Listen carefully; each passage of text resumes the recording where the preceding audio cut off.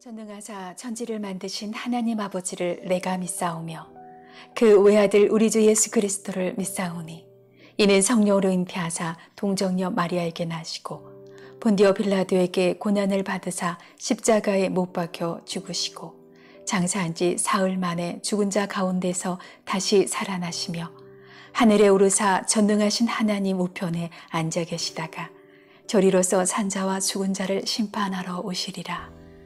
성령을 믿사오며 거룩한 공예와 성도가 서로 교통하는 것과 죄를 사하여 주시는 것과 몸이 다시 사는 것과 영원히 사는 것을 믿사옵나이다. 아멘.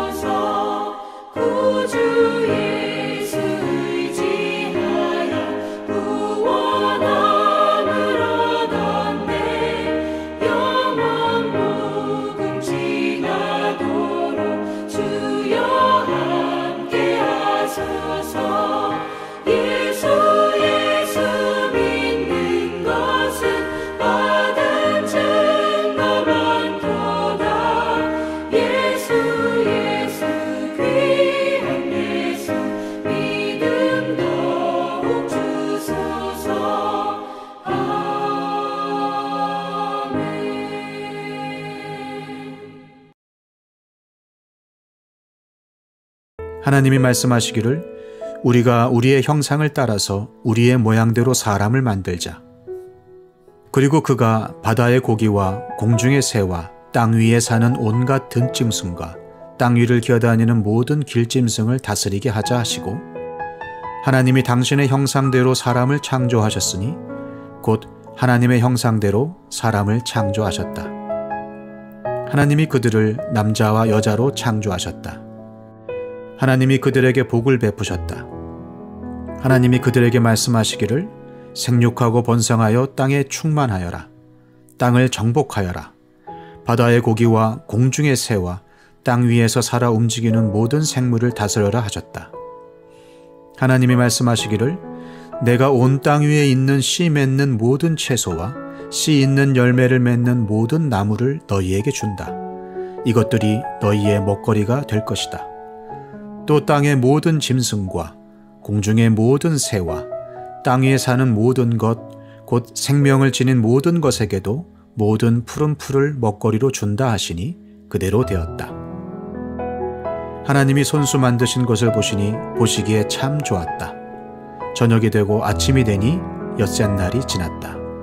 시작과 기원의 책 창세기, 모든 피조물 중에서 오직 인간만이 하나님의 형상으로 아주 특별한 존재로 창조되었는데요. 그래서 이 하나님의 형상의 의미를 살펴보고 있습니다. 첫 번째로, 하나님의 형상, 하나님의 동상으로서의 인간은 이 땅에 하나님을 계시하는 존재이다. 두 번째로, 하나님을 대리하는 존재이다. 하나님의 통치를 대신해서 이 땅 가운데 이루는 존재이죠. 이처럼 신의 계시자, 신의 대리자는 곧 고대 사회에서 왕을 의미했습니다. 모든 인간은 다 왕 같은 존재이지요. 자, 왕으로 태어났습니다. 그럼에도 불구하고 개처럼 살 수 있어요.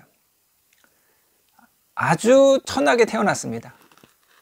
빈민하게 태어났어요. 그럼에도 불구하고 왕처럼 살아갈 수 있습니다.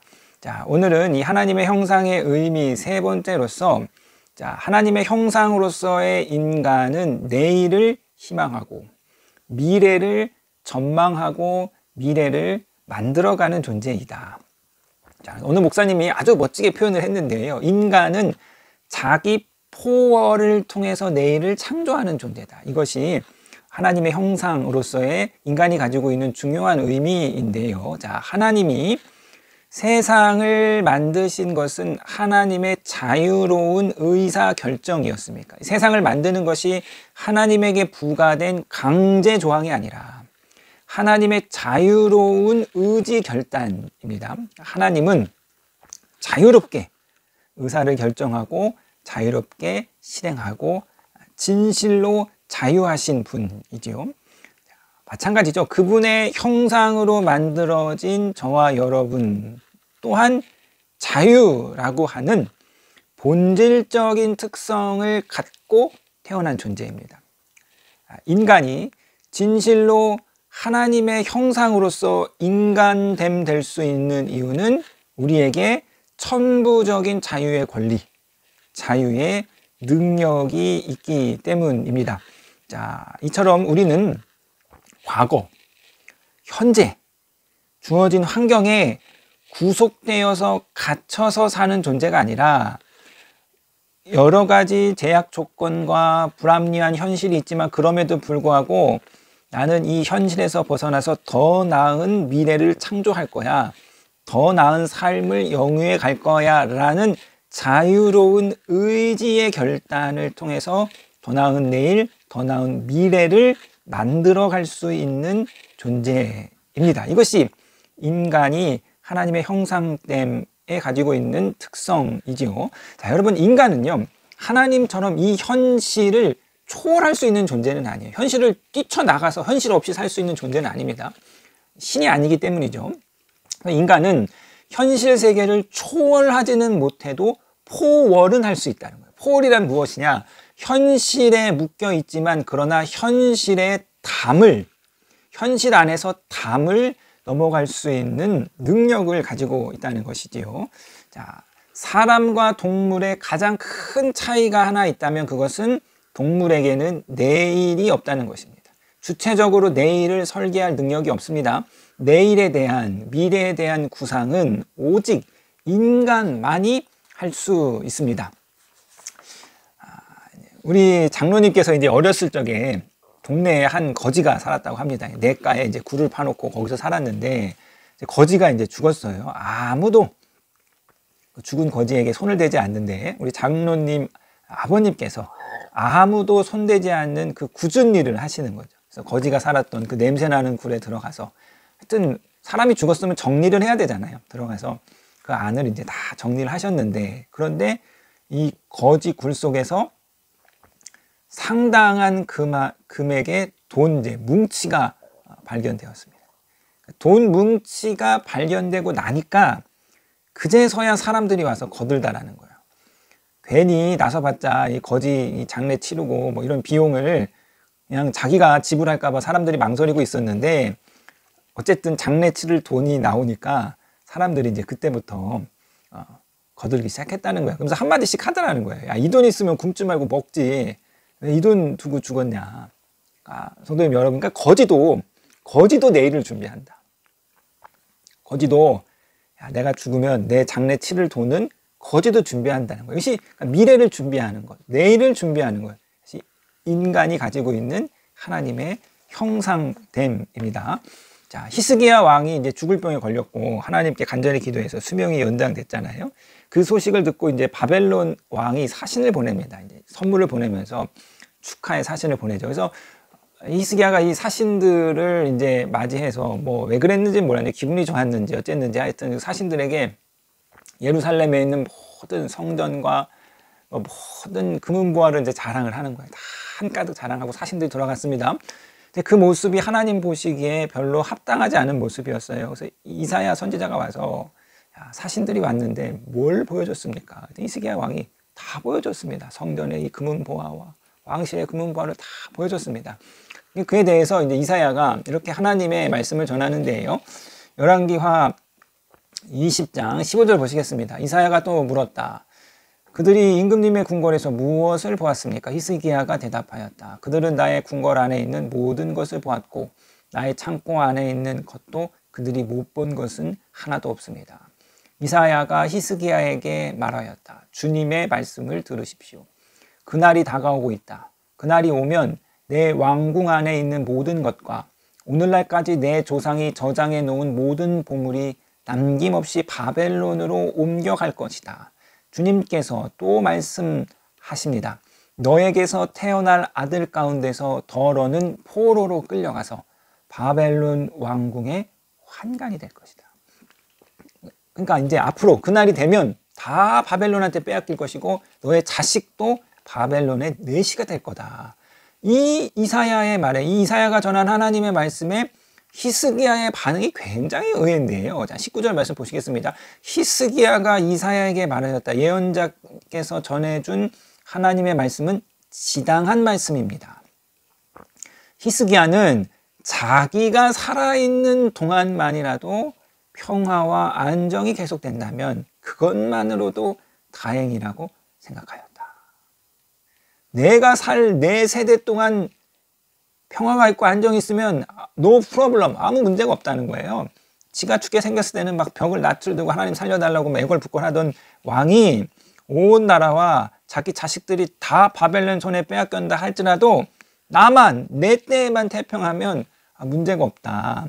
미래가 없는 모습이죠. 하나님 미래를 전망하고 미래를 준비하는 이 하나님의 형상됨을 잃어버린 모습입니다. 자, 살아가는 성도님 여러분, 저와 여러분이 하나님의 형상으로 사람일 수 있는 이유는 우리가 내일을 생각하는 존재, 내일을 꿈꾸는 존재, 내일을 준비하고 내일을 만들어 갈 수 있는 존재이기 때문인 것입니다. 인간에게는 희망이 있습니다. 고린도전서 13장 13절에 바울이 이렇게 말하죠. 믿음, 소망, 사랑, 이 세 가지는 항상 있다. 그러니까 인간으로서 우리에게 소망이 있어야 됩니다. 희망이 있어야 됩니다. 그래서 바울 서신을 보면 믿음으로 구원받는다. 너무나도 당연한 얘기인데 로마서 8장 24절에서는 우리가 소망으로 구원을 받는다. 소망으로, 희망으로 구원을 받는다라는 말을 하고 있습니다. 소망하는 것, 소망하는 존재가 인간이라는 거예요. 아무런 희망이 보이지 않는, 정말 가능성이 1도 없고 저 자식 하는 짓을 보면 한숨밖에 안 나오는 그 자녀를 향해서도 우리가 소망을 볼 수 있는 것, 그 자녀 속에서도 희망을 볼 수 있는 것, 이것이 바로 하나님의 형상으로서의 인간입니다. 자, 하나님의 형상이라는 것은 내일에 대한 희망을 가지고 우리에게 주어져 있는 이 현실의 담을 뛰어넘어서 더 나은 미래를 만들기 위해 창조적으로 도전할 수 있는 존재입니다. 희망, 미래에 대한 소망을 가지고 이 하루도 하나님의 형상으로서 살아가시는 저와 여러분이 되시기를 주님의 이름으로 부탁드리겠습니다.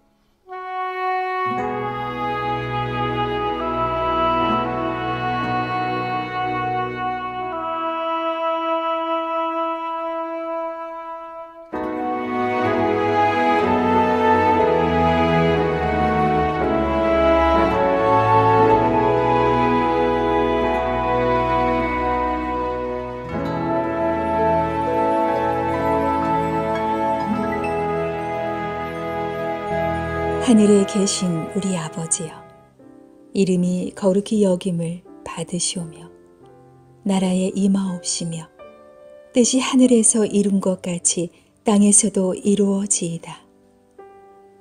오늘날 우리에게 일용할 양식을 주옵시고 우리가 우리에게 죄 지은 자를 사하여 준 것 같이 우리 죄를 사하여 주옵시고 우리를 시험에 들게 하지 마옵시고 다만 악에서 구하옵소서.